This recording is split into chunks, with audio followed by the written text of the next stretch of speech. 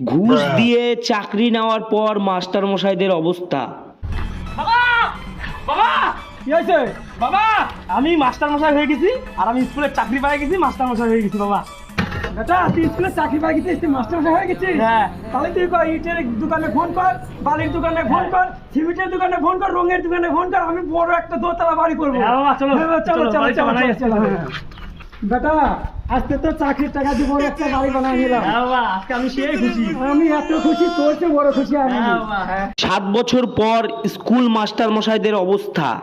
বাবা বাবা কি হয়েছে বেটা? বাবা, আমার হচ্ছে কিছু থাকলো না বাবা। আমি যে 7 বছর আগে চাকরিটা পাচ্ছিলাম, আজকে 7 বছর পর চাকরিটা আমার চলে গেলো বাবা। এখন বাড়িঘর সব বেঁচে আমাকে সবসময় টাকা দিতে লাগবে বাবা, সব টাকা দিতে লাগবে বাবা। কি করবো বাবা? না তুই তো আমার ছেলেই না, না 3 বিঘা জমি বেচে তোকে আমি টাকা দিছি, তুই ওই ঘুষ দিয়ে যার কাছ থেকে চাকরি নিছিস তুই তার কাছে চলে যা। তোকে আমি 13 বছর করলাম বাবা। বেটা!